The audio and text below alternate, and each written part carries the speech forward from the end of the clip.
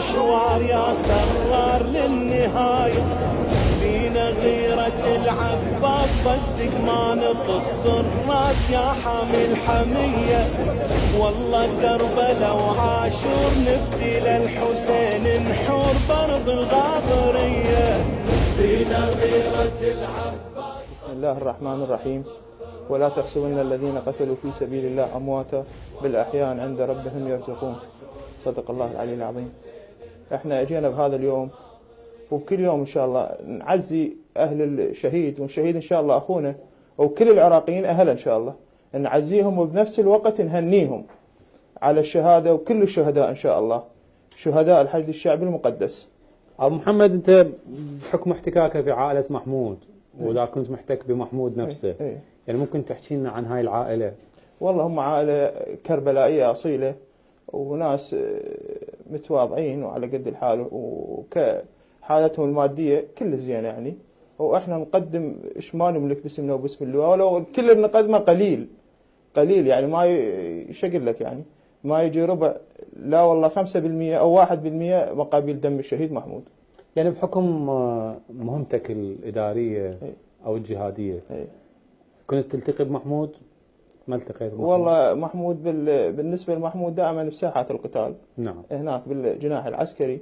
هو احنا كنا لجنة هنا مدنية كاللجنة العشائرية، يعني تحتك بالمجاهدين؟ احتك بالمجاهدين أكثر شيء. شنو انطباعك عن هذا الاندفاع اللي هو ياخذ هذا الشباب اللي هي عمره 18، يعني مثل محمود عمره 18 والشباب البقية اللي هم بنفس العمر؟ يعني عادة الشاب في هذا العمر عنده هواية اهتمامات ما عدا الموت، فشنو اللي يدفعهم انه يعوفون الحياة وملذات الحياة ويروحون للموت؟ احسن، جزاك الله خير. يدفعهم هو الجهاد، واحنا نقتدي بامامنا الحسين عليه افضل الصلاة والسلام، ونقتدي بخط الامام الحسين وخط الشهداء، هم اللي علمونا على هذا الشيء. وعندنا مرجعية وجهاد المرجعية بعد الفتوى المرجعية، فكل احنا منهم من قضى نحبه ومنهم من ينتظر، كلهم ان شاء الله كل احنا ايدينا بديهم ان شاء الله. ان شاء الله، إن شاء الله. يا اما النصر يا اما الشهادة ان شاء الله. ان شاء الله، هي بالحالتين هو انتصار. ان شاء الله انتصار، بالحالتين انتصار، لان احنا كرامتنا من الله الشهادة كما قال امامنا الحسين عليه افضل الصلاة والسلام.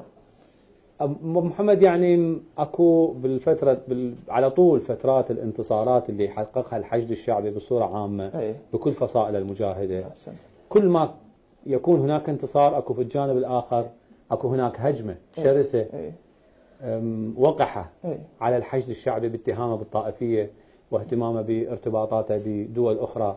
فماذا تقول لمثل هؤلاء الناس؟ هاي ناس من اليأس.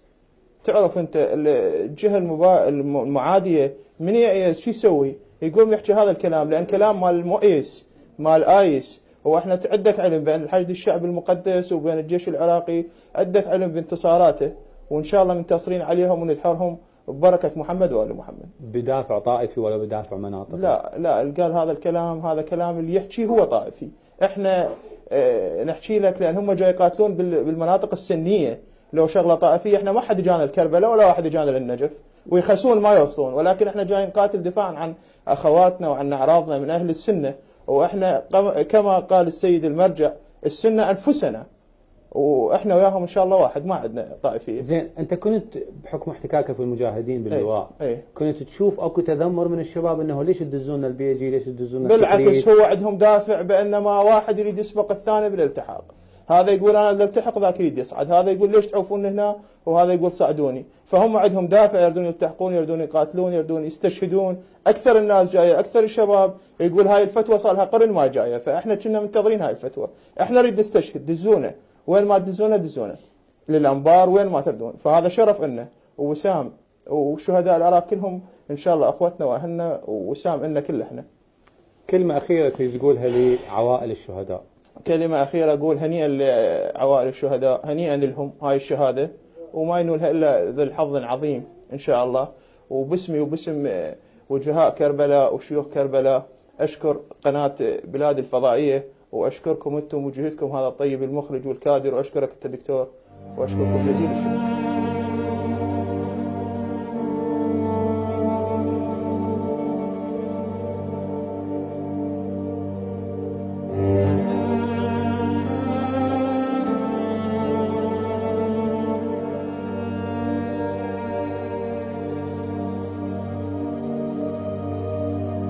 هسه راح نروح النوري اللي هو نوري صديق محمود وجيرانه بالمنطقة، ممكن يحكي لنا على الشهيد محمود.